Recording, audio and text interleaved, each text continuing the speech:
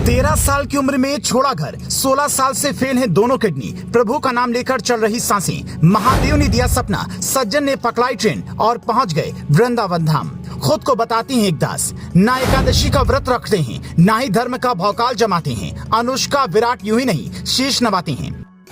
ये हैं प्रेमानंद महाराज, जिनके आश्रम में अनुष्का और विराट जैसे बड़े बड़े सितारे शीश नवाते हैं। पर ये खुद को कभी संत या महात्मा नहीं कहते, बल्कि श्री जी का दास बताते हैं। ये ना तो एकादशी का व्रत रखते हैं, ना ही धर्म के नाम वाला कोई भौकाल जमाते हैं। बस हर वक्त भगवत भक्ति में लगे रहते हैं। इनके संत बनने का किस्सा इतना रोचक है कि आप अगर प्रभु के भक्त हैं तो सुनकर भाव विभोर हो जाएंगे। उत्तर प्रदेश के कानपुर का सरसों गांव इनकी जन्मभूमि है। वहां के ब्राह्मण परिवार में पैदा हुए प्रेमानंद महाराज का असली नाम है अनिरुद्ध कुमार पांडे। कहते हैं कि 13 साल की उम्र में इन्होंने एक दिन माँ से कहा, माँ मैं सोच रहा हूँ घर बार छोड़कर साधु बन जाऊं। माता जी को लगा बच्चे ने किसी साधु को सुन लिया होगा तो ऐसा कह रहा है। लेकिन अगले ही दिन सुबह 3 बजे अनिरुद्ध पांडे घर से निकल चुके थे। वहां से निकलते ही कई जगहों पर गए और आखिर में वाराणसी में गंगा किनारे शरण ली।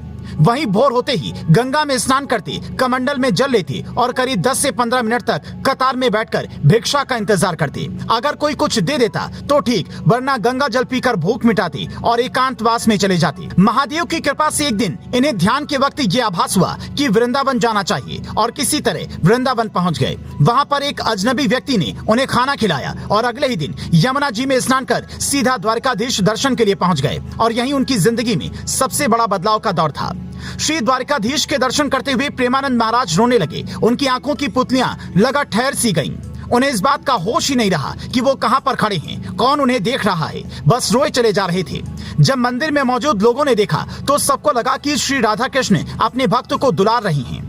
सिर पर लंबी लंबी जटाएं और बड़ी बड़ी दाढ़ी और पीले वस्त्र में प्रेमानंद महाराज को देख लोग पूछने लगे, बाबा आप क्यों रो रही हैं? आपको कहाँ जाना है? इन्हें कुछ नहीं पता था, बस किसी सत्संग में रमण रेती का नाम सुना था तो कहा रमण रेती। लोगों ने वहां पहुंचाया और अब वाराणसी में गंगा किनारे बैठने वाले महाराज जी का रूटीन बदल चुका था। वो रोज यमुना में स्नान करते, मंदिर जाते, राधा कृष्ण का दर्शन करते और घंटों उन्हें निहारते रहते। एक दिन एक की शिष्या को भजन करते सुना तो उसका मतलब पूछने लगे, जिसके बाद उसने कहा इसके लिए आपको राधा वल्लभ संप्रदाय से जुड़ना होगा। और यहीं से प्रेमानंद महाराज श्रीहित मोहित मराल गोस्वामी जी के शरण में पहुंच गए और उन्हें अपना गुरु बना लिया। अब प्रेमानंद महाराज एक महात्मा बन चुके थे। लेकिन इसी बीच कुछ ऐसा हुआ जिसने प्रेमानंद की पहचान इस दुनिया से करवाई। ये खुद बताते हैं, जब मेरी आयु करीब 35 वर्ष की थी, पेट में बहुत पीड़ा हुई। मैं रामकृष्ण मिशन में जांच कराने पहुंचा तो डॉक्टर बोले, बाबा हम मरीज को बीमारी नहीं बताते, पर आप भजन करते हो इसीलिए बता रहा हूँ।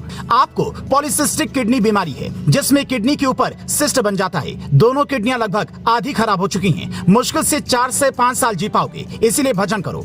ये सुनने के बाद प्रेमानंद फिर से भगवत भक्ति में लग गए। और जिस बीमारी से शरीर में 24 घंटे दर्द रहता है, हमेशा दिक्कत होती है, उस बीमारी में वो सुबह 2 बजे वृंदावन की परिक्रमा के लिए निकलते हैं। 4:20 से 5:20 तक भक्तों के साथ सत्संग करते हैं और कहते हैं किडनी नहीं बदलवाना, क्योंकि जब तक श्री जी चाहेंगी सांसें चलेंगी। श्री जी का चढ़ाया हुआ प्रसाद ग्रहण करता हूँ। जो लोग कहते हैं एकादशी को अन्न नहीं खाना चाहिए, वो बताएं क्या श्री जी उस दिन भूखी रहेंगी? अगर उन्हें प्रसाद चढ़ेगा तो फिर मैं भी खाऊंगा।